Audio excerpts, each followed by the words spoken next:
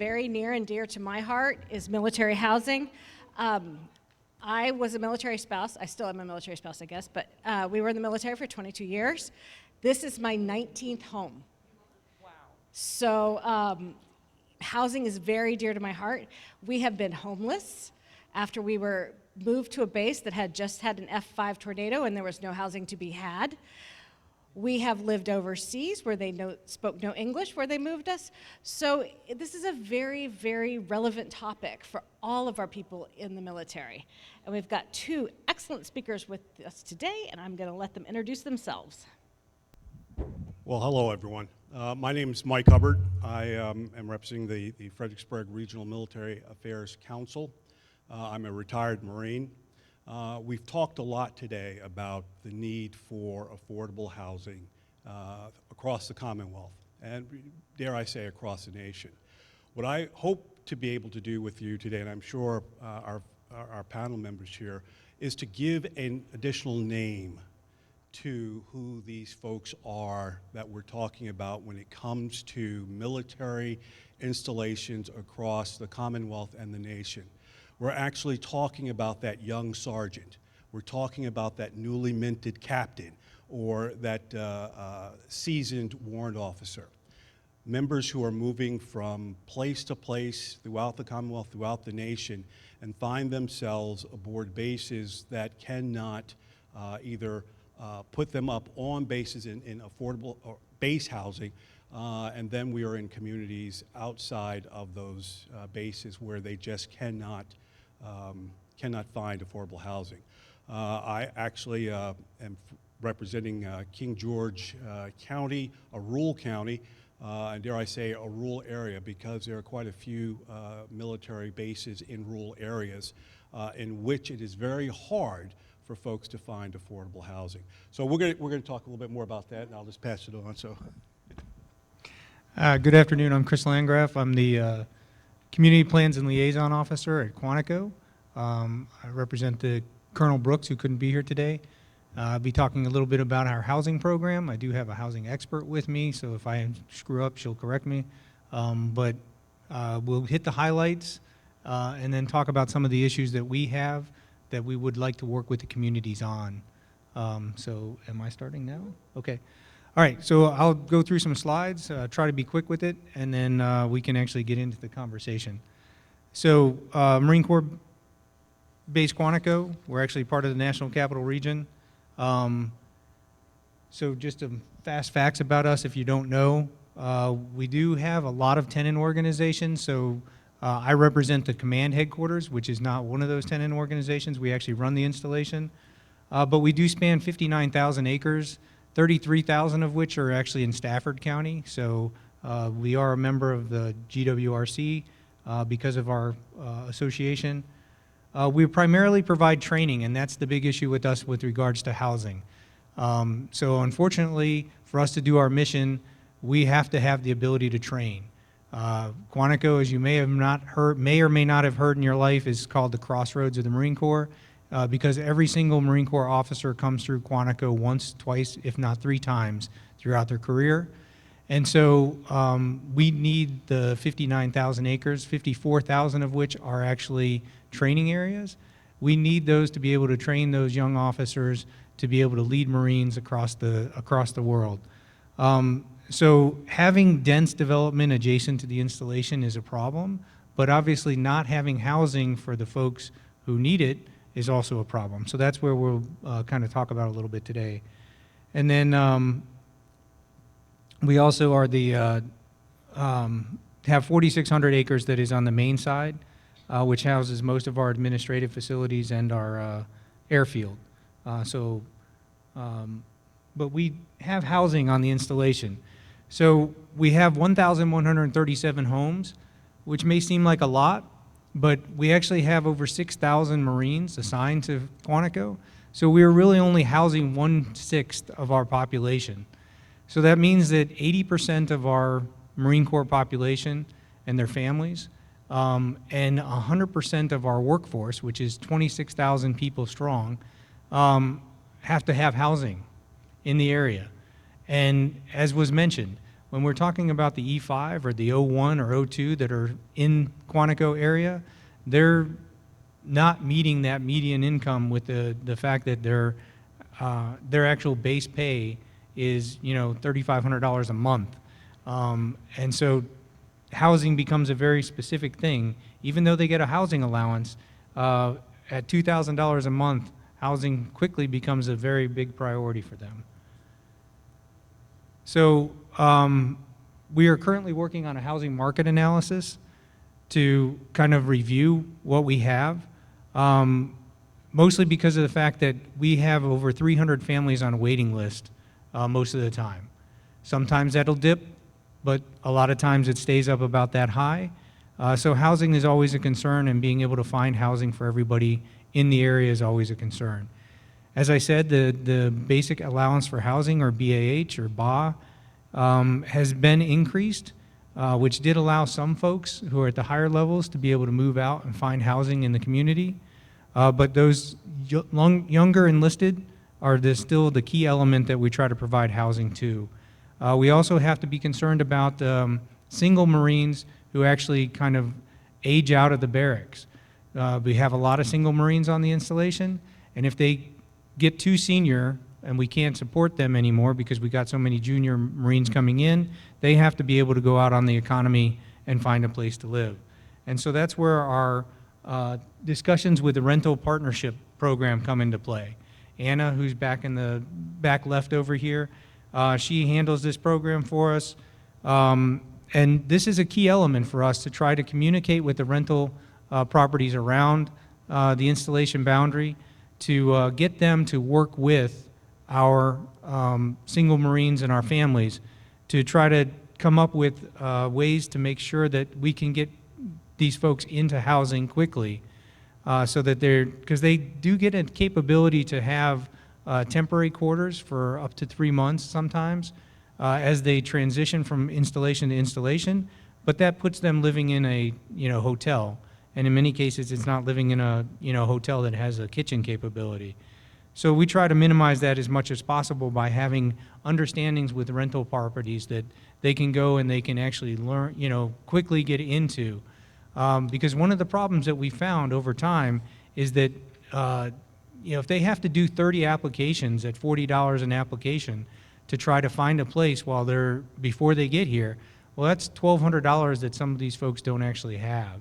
So being able to figure out programs and ways for them to be able to move about as they have to, as you heard, 19 potential times in 22 years, that's a considerable amount of moving that they have to do. Most folks will actually move 10 times in their career of 20 years. So that's a significant outlay, and none of that money is actually refunded to them with regards to rental applications and things like that. So that's why we're trying to figure out how to be proactive in this process, how to work with the communities and identify housing capabilities for everybody, and how to make it so that it's an easier transition for the Marines and their families. So we have off-base housing referral program. So this is, again, one of the partnerships that we're trying to work on to make sure that people understand that, we are in a transitional process. Most Marines and their families will transition every year to 2, sometimes 3. If they're lucky, they get to stay around for 3 years at a time. But still, even at 3 years, 20 years, that's 6 to 8 moves, or 6 to 7 moves that you're going to do in a 20-year period. That's a significant amount of packing up and moving. It's a significant amount of money to be put out just for the potential of renting a place and then not being able to have one for you. During this process today, I was having a conversation with somebody who said that they actually, in an attempt to move here, submitted 30 rental applications. So at $40 a pop, that is $1,200 that they put out to try to get a place, and they still weren't able to rent a place. They finally had to buy a place, and it still took them 15 applications to buy a place before they found one. So it's a tight housing market, and if you're going to do that every 2 years, it makes it very difficult. So what we want to talk to people about and what we've been working with the localities on is workforce housing. The idea that there's a gap that for the people who earn too much and the people who don't, who are in the affordable housing versus the workforce housing. a lot of our folks would qualify more for the workforce housing, and they would be overqualified for affordable housing. So we need to have conversations with the communities about workforce housing and being able to find that is proximal to the installation but not immediately adjacent to the installation. Because as I said, density for us is a problem.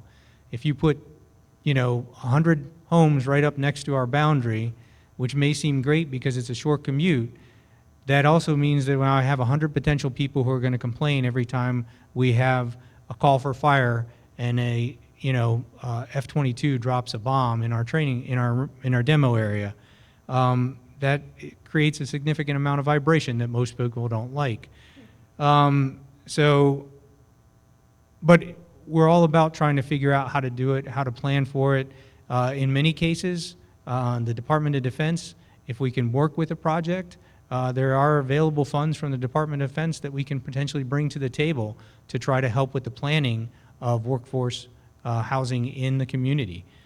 So that is one of the things that we would like to look at being able to do in order to make it so that, and again, this doesn't have to entirely apply to us, but it can be something that is being planned, because I think I saw a sign out there at one of the tables that talks about transportation and housing, affordable housing or workforce housing, but being able to make sure that we're building housing in not an area where we're going to overcrowd the roads to the point where if you can't get through my gate, then I can't do my mission either. So I've got to be cognizant of that issue as well, that I'd like to have it so that people don't have to drive hours and hours to get to work, but at the same time, I got to make sure that there's enough capability for people to get in the gate so that they can come and do the job that we're paying them to do. And as we've talked about and you've heard here, workforce housing is going to apply not only to the military service members, but also to teachers, social workers, police, trade workers, all the people that are essential to actually do the jobs outside the gate, as well as some of the jobs we need them to come and do inside the gate. So that's important for us. And then my final slide is, how can we help? Or how can you help us, and how can we have the conversation about it?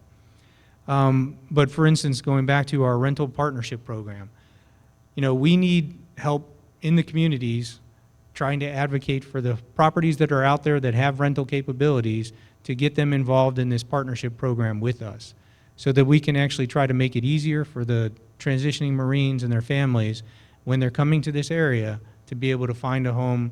If we can't put them up on base, whether they can rent a home until they can purchase a home, if they're going to be able to stay here long enough to purchase a home, or where they can get into some place that's going to be easy. The benefit to this program is that it's, for the renting agency, is that it's a guaranteed.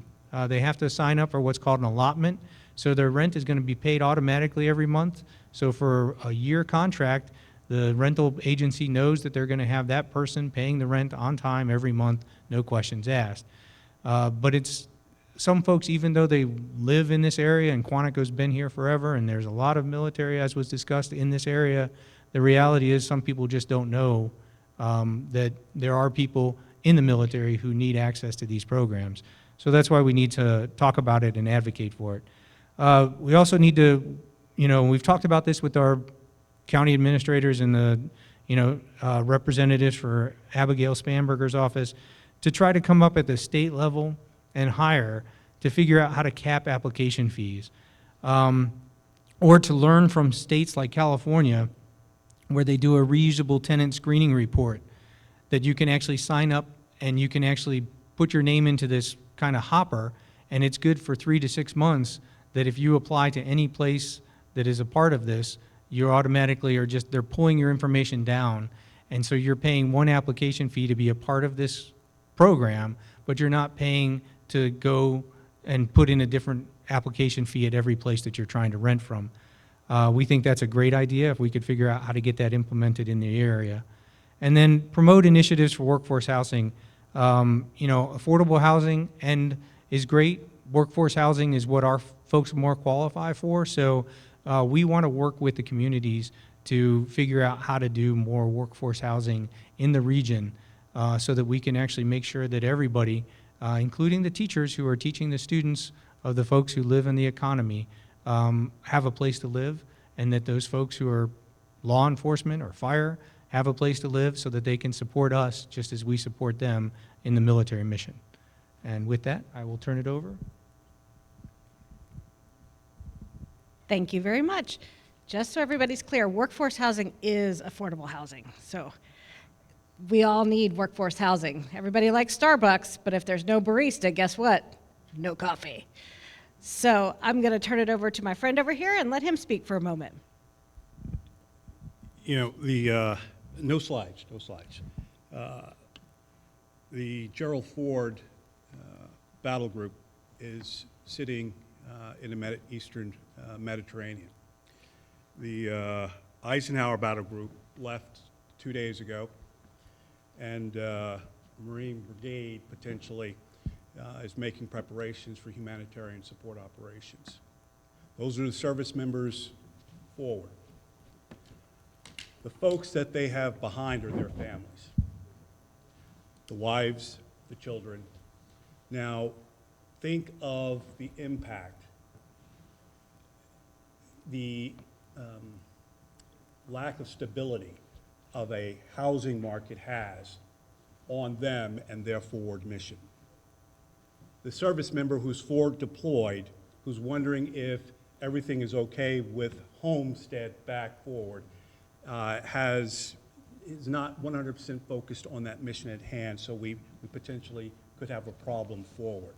So what takes place home impacts those service members who are forward, and we need to remember that.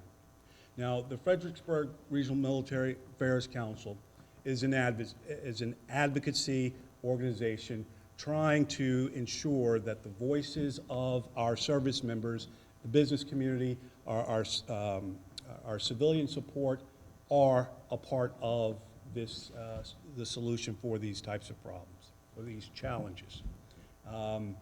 And we've been here all day, so we know there's a problem. Last week, I was in Richmond with the base commanders, to include Colonel Brooks, in which Secretary Crenshaw and the governor himself clearly articulated that there are some challenges in supporting our military folks, especially in the area of housing. Spouses were a part of the panels down in Richmond who talked about teachers trying to have an opportunity to either teach or to have stable home fronts so that they can continue to raise and do their part. Again, everyone knows that there is a problem.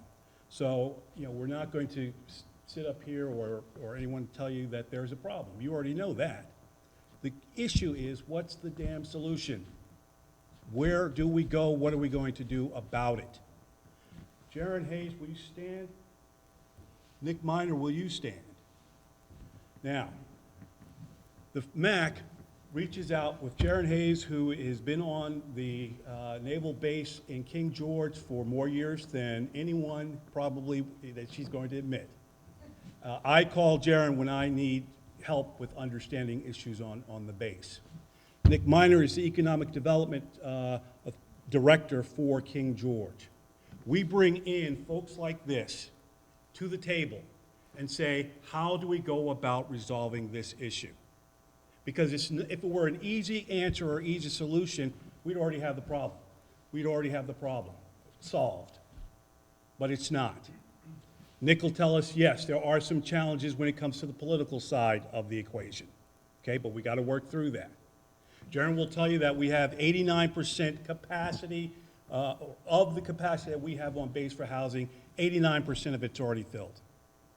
And the base is going to continue to grow, as all bases are going to continue to grow as we go forward. The face of this challenge has an impact on the national defense of this nation, especially when you're talking about supportable, affordable housing for military dependents and civilian support personnel who provide the crucial services for our bases. The naval base in King George has more civilian folks than it does military. We have to address this. Now, I can give you data, and we can, you've had enough of that today, I'm sure. Richmond will send you plenty of data and all types of information, more than you probably care to. The bottom line is we have a problem. And if we don't hurry up and figure out a solution, the problem's going to continue to get worse. So that's what we need to focus in on, and that's how we're doing it, I like to think, in King George, by bringing the ecosystem together, by bringing the members of the Board of Supervisors, the Planning Commission, the business partners out there and saying, okay, this is the problem. We're not going to look to Richmond, we're not going to look to Washington. It's our problem, we're going to own it, and we've got to fix it. So what are we going to do about it? And when we have the answer, we will share it with everyone else. How about that? All right. All right. Thank you very much. All right. What is one thing you want folks to know when running to a military member? I'm asking these questions. They don't know I'm not going to ask them, so give them a little grace. Well, if you're running into any military member, the first thing you do is you thank them. You know, in the Marines, we said we enlist Marines, but we re-enlist families. And we need to make sure that we never, ever forget that, in good times and in bad. You know, we don't do this for the money. God knows we don't do it for the money. All right? It's a sense of duty. So when you see a service member, or the service member's spouse, just tell them thank you. And just clarify, you said renting? Yes. So if you're renting to a military, I mean, the benefit to that, again, is that in most cases, that rental program will set up an allotment. So those folks are a guaranteed income for the renter, you know, for them as a rentee. And so, you know, it's a huge benefit because they can lock in for a specific time. That's the other guarantee that you have as a renter, a military renter. But they also have to, you know, to the point of deployment, there has to be an understanding that they can get orders that are going to change their requirements. So a bit of flexibility is also required if you're renting to a military member. I misheard your question. You also reach out to our partners and find out what is available, maybe not necessarily in King George, but what is available in the region. So we have to reach out to our partners in Spotsylvania, Stafford, Quantico, and in all those areas to figure out what is available and then provide the service member with these options, with obviously the availability and the certainty that the landlord or the owner is going to get paid, because that's their concern. Am I going to receive my rent payment on time every month?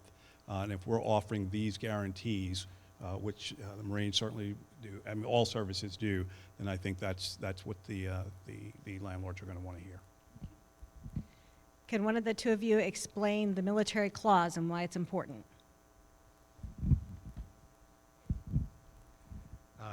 No, I'm going to have to defer to Anna on that. Yes.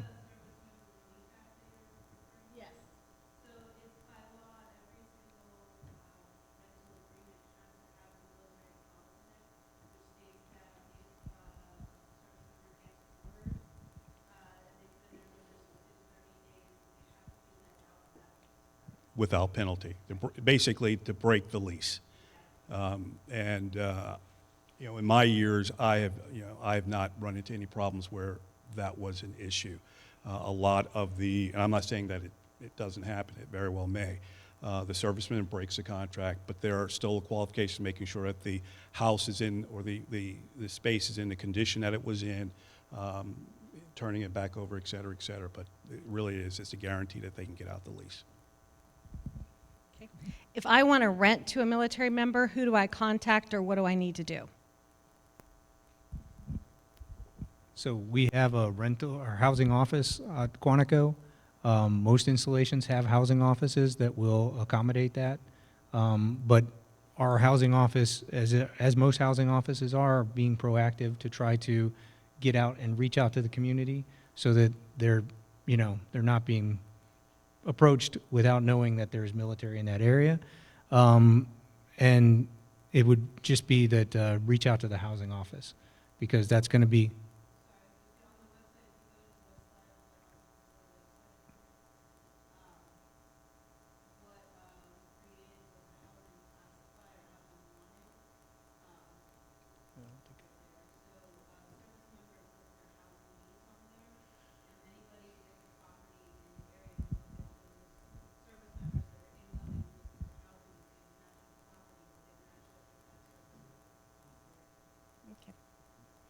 And there's also virginiahousingsearch.com, which we have as a platform also that you can look for housing for free or list for free. What is the main challenge for military members trying to obtain housing? Well, I would begin by saying the availability of the housing. You know, in King George, I mean, you know, I was looking at the data, the market inventory for two of the largest counties in the northern neck and the middle peninsula, and in Caroline County, the total inventory is 87. In King George, the active inventory is about 68 spaces. Now, if you're, you know, say Lieutenant Hubbard with a new bride, I'm not looking really for 10 acres of land on, you know, that's, I wasn't ready for that. I am now though, but back then, not then. And it's the availability because landlords, you know, want folks who are going to be there for a while and they're reliable. So it's really the availability. Yeah, the same thing. I mean, that's the biggest issue that we have is making it so that it's available and affordable for, you know, the folks who need it when they need it. You know, because they only have a few months with which to find housing and get into housing when they're transitioning from one installation to the other. And let's take it another level. If Nick has a house that he's willing to lease out, and he wants to lease it for, he's going to want to lease for the most he can get. Someone else may come and offer him what he wants. I'll come and offer what he wants. Now he has the opportunity to kind of go up a little bit. The other person may be able to match that. The service member, it has a cap on what he or she can use. So he or she may very well get kicked out of the market before they are able to start because they just don't have the depth of financial resources to put into it. All right, so does anybody have questions? We have open mic night right here, right now. Jaron, did I miss anything? No, I was going to add on to Yeah. before when you were talking about rentals. So I'm pretty positive that the Navy, if you call and say you have a rental for the military, Here, I'll give this to someone from the Navy actually has to go out and inspect that property and make sure that it's safe and, you know, whatever. So there's a little bit of oversight to protect the service member to make sure that, you know, if they're going to list it and offer it to people, that it's been you know, given a check first, so they're not going to walk into a bad situation. So I didn't know if anybody. I wish that was around when I was still active duty, but anybody else have questions, comments? Yep. So I was in the Navy for a little while, and I stayed in Newport News, Virginia, and San Diego, two very different real estate markets. In Newport News, the rent was $700, and a year later we did a change of command and went to San Diego, and then it was $2,300, right? The housing that I had in Newport News was what I expected for $700 in Newport News. The $2,000 I paid in San Diego, I was literally, you know, it was almost basically Section 8, right? So my question is like, what, Fredericksburg itself is I guess is considered the national capital region. What happens if the rates keep going up? Like, what happens with that BAH? You know, DOD is going to match whatever the capital region is, right? But, you know, this isn't the place to commute. When I was in San Diego, people would live in Temecula and drive all the way down to San Diego to get on the base. And traffic in California is terrible, but San Diego is not LA, right? But DC is DC, and it's not a game here. I mean, like, what are we doing to ourselves by not accommodating the military in that way? So going back to the housing market analysis, so this is what Department of Defense uses to try to normalize those. They don't do them often enough to kind of reset BAH levels. I mean, this was our first time in how many years that we actually reset the BAH?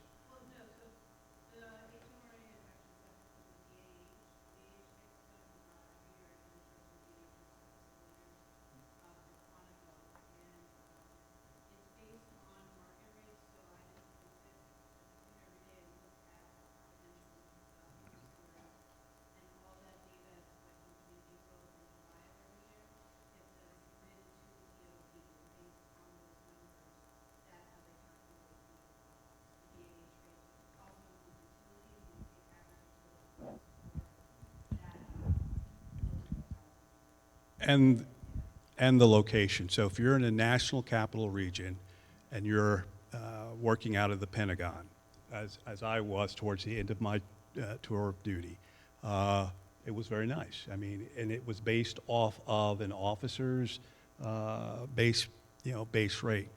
Now, as you start going south, Fredericksburg kind of stays in it, Quantico kind of stays in it, but in King George and in Caroline County, where we have used to be AP Hill, now Fort Walker, right? Fort Walker, that cost of living allowance is based off of that locale. And the cost of living in King George and Caroline is not Northern Virginia. So, there are some variations there, and dare I say, I don't think Uncle Sam will ever, honestly, ever keep up with the cost, and all we can do is offset it. And in that vein, we have to make sure that the folks who are renting properties understand that. And we have to say this is the best that they can do, because that's all that they have, and then try to work from there. Yeah. Hi, I'd like to introduce myself. My name is Adam Lynch. I'm actually the incoming CIPLA Community Planning Liaison Officer for Quantico. Hi, everybody. So I look forward to starting on Monday at my new job. Really looking forward to getting back into military work. This has been a great primer of some of the challenges, but also some of the opportunities. Thank you guys for the really thoughtful commentary on how the installations can be better, work in harmonious ways with their community. So one thing, a lot of people in Fredericksburg work at Dahlgren or at Quantico, and traffic congestion is sort of a local fact of life. When you have a lot of people trying to get to one place, it sort of tends to pop up. Do you guys have some ideas of how that can be addressed? I'm also on the Planning Commission for the City of Fredericksburg. I'm always thinking about public transportation as being a potential alternative or option to improve traffic congestion. Just wanted to hear you guys' thoughts about how that particular issue can be resolved moving forward.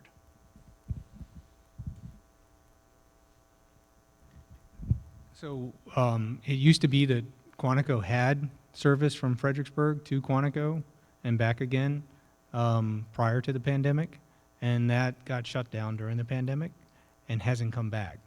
So we would actually be interested in having that conversation again. We actually OmniRide just started what's called a microtransit program on Quantico to be able to get people in and out of the installation, not on a bus, but on vans.